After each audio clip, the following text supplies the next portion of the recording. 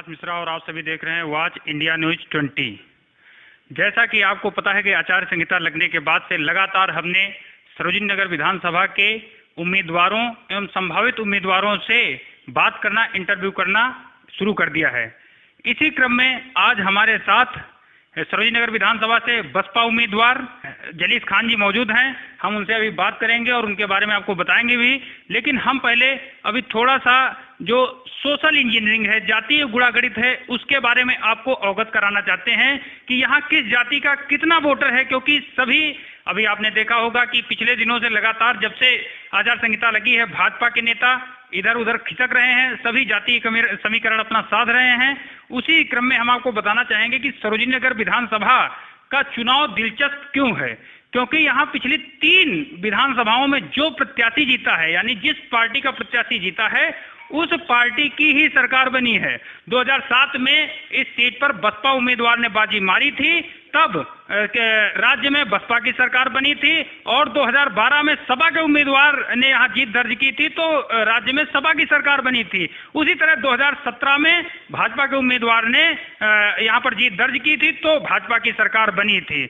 यहाँ का जातीय समीकरण इस प्रकार का है कि जो जातीय समीकरण को साध लेता है उसकी विजय हो जाती है। जैसा कि आपको पता है कि इस विधानसभा में 5 लाख से अधिक वोटर्स हैं, जिनमें से मुस्लिम वोटर्स की तादाद 50,000 से अधिक है, जबकि क्षत्रिय वोटर भी लगभग इतने ही हैं और इतने ही यादव वोटर, और उसके अलावा लोधी वोटर करीब 30,000 से अधिक हैं। दलित, जो कि एक चुनाव में कहते हैं किंग मेकर का काम कर सकते हैं, बड़े फैक्टर की भूमिका निभा सकते हैं, और बहन मायावती जी ये दलित वोटर्स पर अपना अधिकार समझती रही हैं। वो उनकी संख्या करीब 80,000 से ज्यादा है। और सबसे महत्वपूर्ण जाति के वोटर, यानी जिनकी मैं बात करने जा रहा हूं, वो बिल्कुल निर्णायक भूमिका में हैं, यानी मैं ब्राह्मणों की बात कर रहा हूं। इनका वोट 1,05,000 से अधिक है।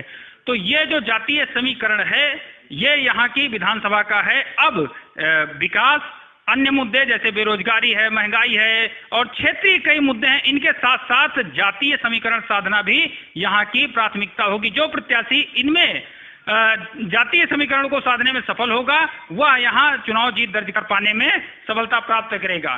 क्योंकि आगे आपको हम बता दें कि यह जो सरोजिनी नगर विधानसभा है, यहाँ पर शहर से लेकर देहात तक का पूरा, मतलब लखनऊ का जो इंडस्ट्रियल एरिया है, लगभग उसका 80% भाग इसी विधानसभा में आता है।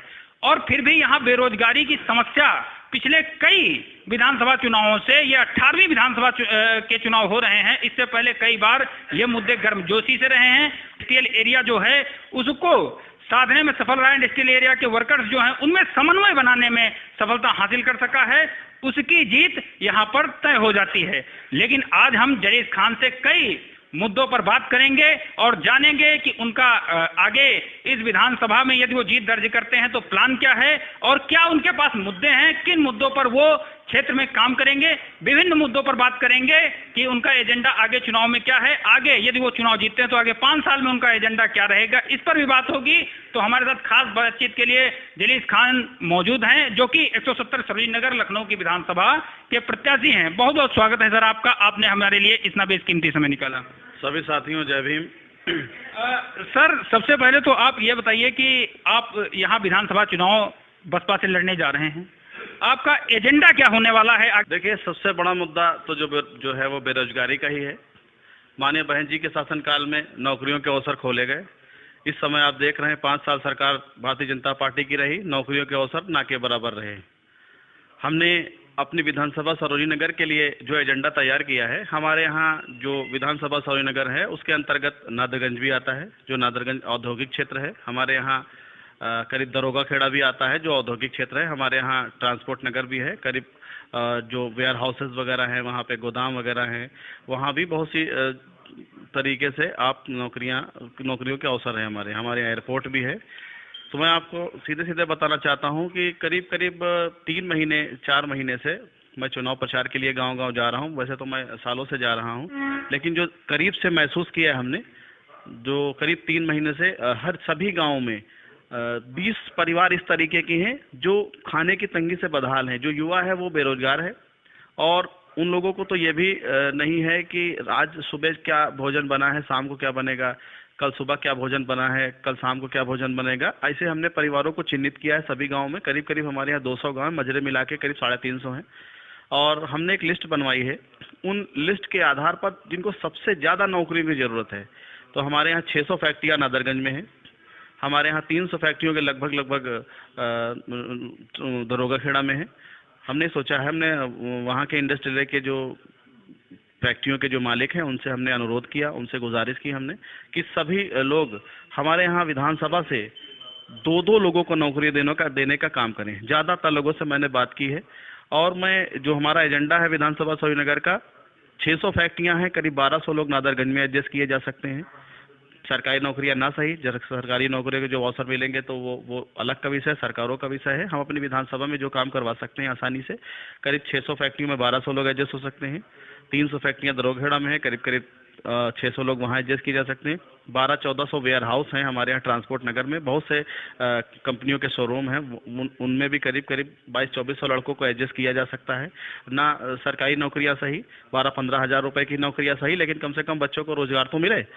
जब तक कि आप रोजगार से अपने लोगों को नहीं जोड़ेंगे, विधानसभा के अपने जो युवा वर्ग है जो कहीं ना कहीं बेरोजगारी से पीड़ित है और घर का खर्चा नहीं चल पा रहा है, सबसे बड़ी जो समस्या है, अगर इसको हम दूर कर ले गए, और ये मैं दूर कर ले जाऊंगा, तो हमारे यहाँ करीब करीब 2200-2400 लोग ट्रांसपोर्ट नगर में एडजस्ट किए जा सकते हैं। एक विधायक के कहने पे सब लोग मान जाएंगे। सभी लोगों को लगभग हमने सबसे बात करी भी है और आगे करते भी रहेंगे। सबसे गुजारिश है कि सब लोग हमारे विधानसभा से जो पीड़ित परिवार हैं, जो सबसे ज़्यादा गरीब हैं, जो गरीबी रेखा के नीचे आते हैं, बिलो पॉवर्टी लाइन है, तो और हमारे एयरपोर्ट है, वहाँ की पार्किंग में, वहाँ एयरपोर्ट अथॉरिटी से बात करके जो प्राइवेट नौकरियां हैं उनको एडजस्ट कर करीब करीब 5000 लोगों को विधानसभा से नौकरी दिलवाने का पूरा कोशिश करेंगे। पूरी कोशिश करेंगे, गुजारिश करेंगे सभी औद्योगिक क्षेत्र में जो फैक्ट्रियों के मालिक हैं कि सब लोगों को नौकरी देने का काम करें। मैं करवा लूँगा। आपने हमारे अगले सवाल का जवाब, जो मैं अगला सवाल आपसे पूछने वाला था उसका पहले ही दे दिया। लेकिन मैं अगला सवाल आपसे पूछना चाहता हूँ कि सरोजिनी नगर विधानसभा में जब पार्टी सत्ता में आई थी 2007 में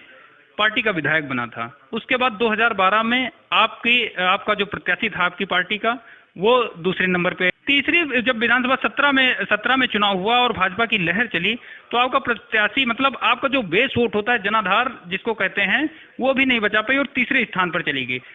देखिए, हमारे विधानसभा में करीब 5,57,000 मतदाता हैं आज की लिस्ट के हिसाब से, और मुझे पूरा विश्वास है हमारे यहाँ 2 लाख करीब नौजवान मतदाता हैं जिनका आशीर्वाद पूरा का पूरा है हमारे साथ खड़े हुए हैं। हमारे यहाँ 3 लाख हमारे यहाँ बुजुर्गों का, माताओं बहनों का वोट है, जिनका आशीर्वाद मैं क्षेत्र में जा रहा हूँ मुझे मिल रहा है। मतलब हमारे यहाँ जातिगत बंधन से अलग हट के लोग हमारे साथ हैं और सभी उत्साहित हैं। इस बार सभी का समर्थन हासिल हो रहा है। जहाँ जहाँ पे 100 लोगों की मीटिंग होना चाहिए वहाँ 500 लोग आते हैं हमारी मीटिंगों में। और हमने अपनी पार्टी के जो बुनियादी वसूल हैं, बहुजन समाज पार्टी के भाई को भाई से जोड़ना और समानता का जो अधिकार देने की बात माननीय बहन जी करती हैं, इन्हीं आधारों पर जो विकास के मुद्दों पर हम लोग जहाँ जहाँ गए और सबका समर्थन हासिल हो रहा है। हम सीधे कह सकते हैं बहुजन समाज पार्टी भारतीय जनता पार्टी को इस बार यहाँ धूल चटाने का काम करेगी। लेकिन अभी हमने देखा पिछले दिनों की सोशल इंजीनियरिंग के आपके मास्टर सतीश चंद्र मिश्रा जी, उन्होंने तमाम जातीय ताना बाना बुना ब्राह्मण सम्मेलन किए, ब्राह्मण प्लस दलित प्लस मुस्लिम एक गठजोड़ तैयार करने की जो एक हवा चलाई, भूमिका बनाई। तो कहीं आप उस सोशल इंजीनियरिंग के सहारे तो नहीं हैं? देखिए, आजकल सभी लोग समझदार हैं और प्रबुद्ध वर्ग भी हमारे साथ है। प्रबुद्ध वर्ग माननीय सतीश चंद्र मिश्रा साहब ने प्रबुद्ध सम्मेलन किए और पूरे उत्तर प्रदेश में सभी जिलों में लगभग है। प्रबुद्ध वर्ग का हमारा साथ है और हमारे यहाँ जो माननीय बहन जी का जो आदेश है गांव-गांव, वो सब लोग भी हमारे साथ हैं। इस बार उत्तर प्रदेश में आपको चौंकाने वाले परिणाम मिलेंगे। और सोशल इंजीनियरिंग की तो बात अपनी जगह है, लेकिन समर्थन बहुत व्यापक पैमाने पर हम लोगों को हासिल हो रहा है। प्रदेश और क्षेत्र में बेरोजगारी की समस्या का मैं जिक्र कर चुका हूं। अन्य कई ऐसे मुद्दे हैं जिन पर पार्टियां या अपना एक रोड मैप बताती हैं। सपा हुई, भाजपा हुई और कांग्रेस हुई, तो वो अपना एक रोड मैप बताती है कि हम ये करेंगे, और उन चीजों को इलेक्शन का घोषणा पत्र जारी करके उनमें बताती है, और फिर उसके बाद 5 साल में वो अपना रिपोर्ट कार्ड देती कि हमने ये मुद्दे किए थे, ये वादे हमने पूरे कर दिए। आपकी पार्टी आज तक घोषणा पत्र जारी नहीं करती, क्या जवाबदेही से डर लगता है क्या? देखिए, जो घोषणा पत्र जारी करते हैं, हमको नहीं लगता वो लोग घोषणा पूरे करते हैं। संकल्प पत्र भारतीय जनता पार्टी का भी आपने देखा, उन्होंने भी अपने वादों को पूरा नहीं किया। नहीं, वो कहती हमने सब पूरा कर दिया फुल फ्लैश, अब नए मुद्दों के साथ आप संकल्प पत्र उठा के देख लीजिए और पटल पे भी आप देख लीजिए, उन्होंने किसी भी मुद्दों को पूरा नहीं किया। और बहुजन समाज पार्टी कभी भी जो घोषणा पत्र है हमारे, जो मैनिफेस्टो, कभी जारी नहीं करती, लेकिन गरीब किसानों और मजलूमों के हक की बात हमेशा करती है। अभी आप काशीराम आवास देख लीजिए, बड़ी बड़ी योजनाओं को, अंबेडकर ग्राम सभा को देख लीजिए, जहाँ पे सबसे ज़्यादा ज़रूरतें हैं उन सब ज़रूरतों को पूरा किया। चाहे कन्या विद्याधन का मामला रहा हो, चाहे वृद्धा पेंशन का मामला रहा हो, चाहे विधवा पेंशन का मामला रहा हो, गरीबों, किसानों और मजलूमों की हक की आवाज़ हमेशा उठाती रही। और जो हमारे यहाँ जो किसान है, हमारा अन्नदाता है, उसके ज़रूरतों के लिए जो सब्सिडी देना या बहुत सी सुविधाएं इस तरीके की हैं जो किसानों को चाहिए, वो किसानों की सुविधाओं का ध्यान रखा गया है। जो ज़रूरतें हमेशा जो मांग उठती रही, उन मांगों को पूरा किया गया है। मैनिफेस्टो तो सिर्फ बात के बतासे बनाने की बात है। हमेशा बहुजन समाज पार्टी ने हमेशा आवाम के हित की बात, मतलब हम काम करेंगे, जवाबदेही से हम बचेंगे। जवाबदेही किसी के भी संकल्प पत्र को उठा के देख लीजिए, चाहे समाजवादी पार्टी का उठा के देख लीजिए, चाहे भारतीय जनता पार्टी का उठा के देख लीजिए, उनका मिलान करा लिए। बहुजन समाज पार्टी की अपनी में माननीय बहन जी ने अपनी चार बार की सरकारों में उससे ज्यादा काम करने का काम किया है। अच्छा, आपसे एक बहुत बड़ा सवाल जो आज के समय में बड़ा मौजूद सवाल है कि देखा है आपने, लगातार कोरोना का संकट बढ़ रहा है, फिर से कोरोना लगातार बढ़ता चला जा रहा है, और अब प्रचार जो है उतनी तेजी, जैसे रोड शो हैं, जनसभाएं हैं और रैलियां हैं, वो अब संभव नहीं हुई, क्योंकि 15 तारीख तक पाबंदी लगी, हो सकता है पाबंदी और बढ़ जाए। तो ऐसे में मायावती जी हर जिले में एक रैली प्रचार में करती थी, और इससे पहले आप लोगों का देखा गया कि पिछले काफी समय से कोई प्रवक्ता ही नहीं होता था। फिर आप लोग धीरे धीरे मीडिया से जुड़े, एक आधा प्रवक्ता लाना शुरू किया, और फिर उसके बाद लगातार देखा गया कि आप लोग जैसे कोई घटना घटित होती है तो चाहे वो बसपा, चाहे वो सपा हो, चाहे कांग्रेस हो, तो वहाँ धरना, प्रदर्शन, आंदोलन करती है। आपकी पार्टी अचकचे मन से, मतलब कहीं मीडिया में नहीं भेजती है, फिर भेजना चालू करती है। क्यों नहीं? अब जब आ ही गए हैं सोशल मीडिया में तो पूरा सोशल मीडिया में आ जाए, क्योंकि अब पिच बदल गई है ना चुनाव की।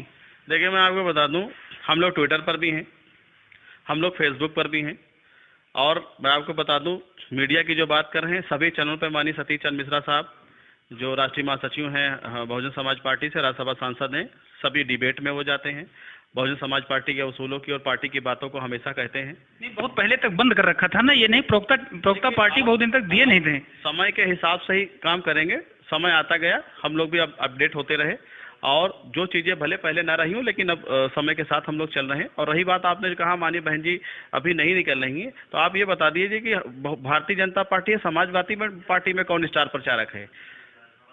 जो भारतीय जनता पार्टी है उसमें योगी जी भी ज़्यादा सभाएं नहीं कर रहे हैं, आप देख रहे हैं, शायद 1-2 सभाएं कर रहे हैं। उनको तो हायर करके केंद्र का जो शीर्ष नेतृत्व है वहाँ से लोगों को बुलाना पड़ रहा है। सिर्फ हमने एक मीटिंग हमने देखी, जो सोशल मीडिया पे हमने देखी, हमने टीवी पे देखी, केशव प्रसाद मौर्य जी बाहर आए या योगी महाराज बाहर आए। हमने जो माननीय मुख्यमंत्री साहब जो हमारे यहाँ पे आए हैं, सिर्फ 2 ही लोग तो मुझे दिख रहे हैं, चाहे नितिन गडकरी साहब हों, राजनाथ सिंह साहब हों, माननीय प्रधानमंत्री जी हों हमारे, या अखिलेश अपना रथ लेकर चल रहे हैं, इधर उधर घूम रहे हैं। के सवाल पे आ रहा हूँ, तो ये भारतीय जनता पार्टी के जो 2 ही लोग तो हमको क्षेत्र में दिख रहे हैं, बाकी तो केंद्र से बुलाए हुए लोग हैं। आप उत्तर प्रदेश की अगर बात कर रहे हैं, आप समाजवादी पार्टी की बात कर लिए, पूरा सिंगल मोटिव सिर्फ एक ही शख्स, जो श्री अखिलेश यादव जी ही अपने रथ पे निकल रहे हैं। क्या आपको लगता है 2 प्रवक्ता हैं उनके पास? आपको लगता है 2 प्रवक्ता हैं? वो अखिलेश जी अकेले अपना रथ लेके निकल रहे हैं। माननीय जो हमारे मुख्यमंत्री हैं योगी बाबा जी, वो निकल रहे हैं, या ऐसे ही मायावती जी भी अपना एक, जब हमारी एक स्ट्रेटजी के तहत माननीय बहन जी अभी बाहर निकलेंगी, जो लगातार मीटिंगें कर रही हैं और स्ट्रेटजी तैयार हो रही है, उस स्ट्रेटजी के तहत आपको उनके स्टेटमेंट भी मिलेंगे, बड़ी बड़ी सभाएं भी करेंगे, अगर जो भी नियम होंगे चुनाव आयोग के, वो सभाएं भी करेंगी। तो आप देखिए, किसी भी पार्टी के पास बहुत नेता कहाँ है। अब केंद्र से अगर नेता बुलाने तो मैं भी 100 नेता बुला लूँ। तो आप जो सर्वे अभी तक आ रहे हैं, या जो राजनीतिक पंडित, जो विश्लेषक हैं, वो सर्वे में भाजपा, सपा, इधर उधर जो नेताओं की भगदड़ लगी, वो भी इसी ओर इशारा कर रही है। फिर ऐसे में बसपा है कहाँ पर?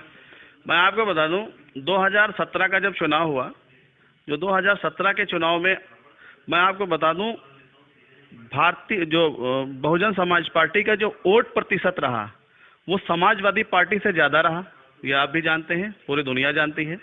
काम बोलता है के नारों पर वो क्षेत्र में निकले। जिस तरीके से आज वो कैमरा इस एंगल से लेते हैं कि हजारों की भीड़ दिखाई देती है। 2017 में भी दिखाई दी होगी, आपने भी देखा काम बोलता के नारों पे। आज के समय में वोट प्रतिशत बहुजन समाज पार्टी से समाजवादी पार्टी का कम ही रहा।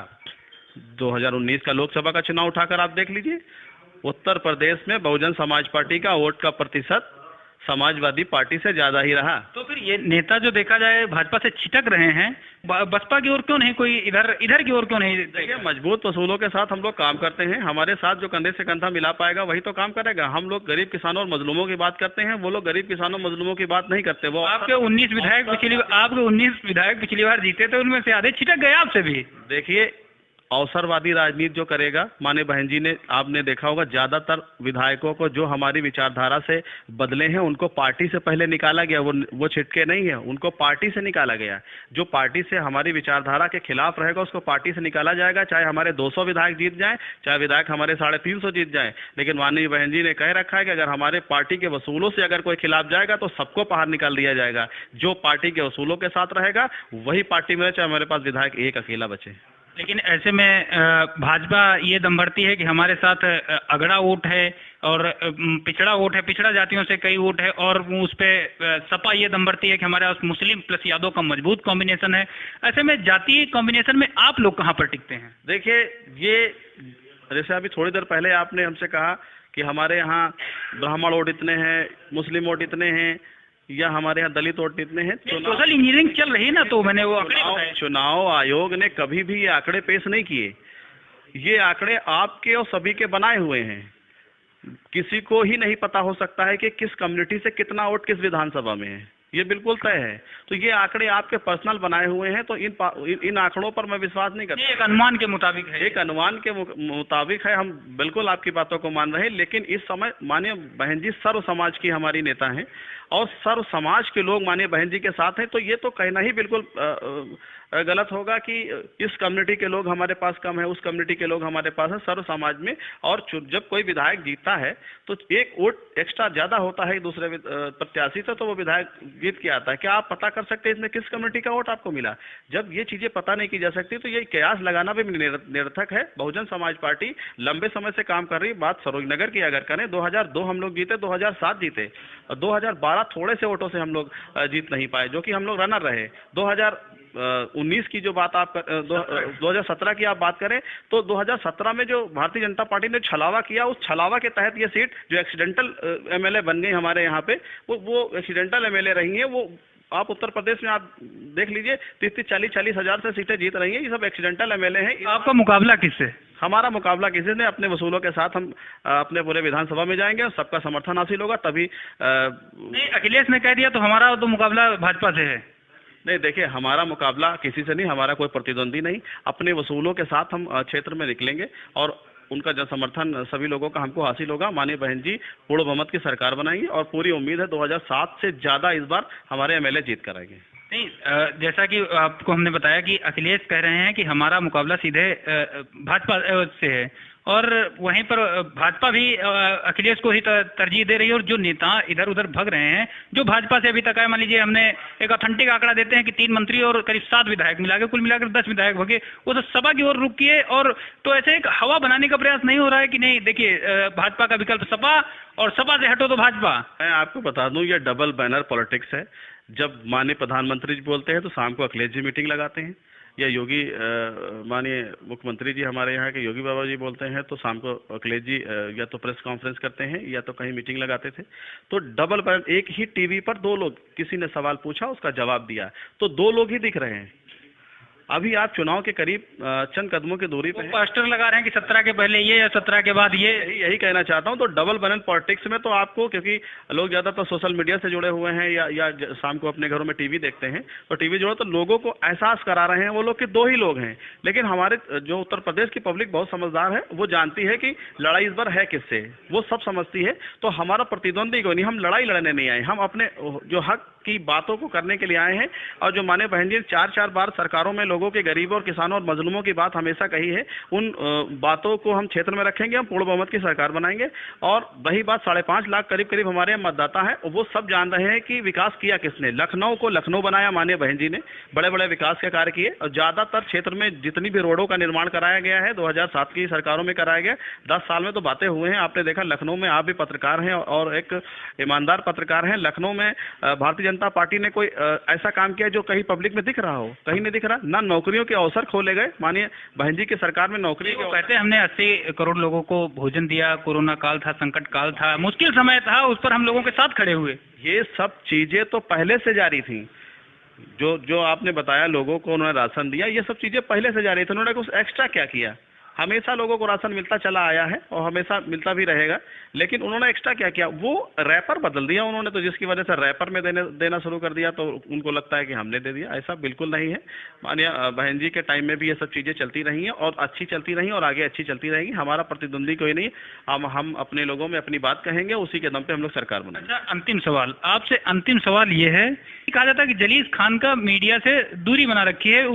देखिए, जो आपने बताया कि माननीय बहन जी ने मीडिया से दूरी बना रखी है, तो बिल्कुल ही सरासर ठीक नहीं है। जो ANI पे माननीय बहन जी वक्त पे हमेशा मीडिया को अपना इंटरव्यू देती रही, अपनी बातों को पब्लिक और समाज में पहुंचाती रही हैं। और आप हमारे फेसबुक पे भी अगर आप उठाकर देख लें, आप हमारी बात कर रहे हैं तो आप हमारे फेसबुक पे उठाकर देख लें, तो करीब 1 महीने में हमने दर्जनों इंटरव्यू दिए हैं और हमारे फेसबुक पे भी पड़े हैं। आप जो भी चैनल्स हैं, उन चैनल्स ने जो प्रमोट किया है उस पर भी आप देख सकते हैं। लगातार हम इंटरव्यू देते चले आ रहे हैं और माननीय बहन जी के किए हुए कार्यों को या जो हमारी पार्टी के असूलों को जन जन तक पहुंचाने का हम लोग काम कर रहे हैं।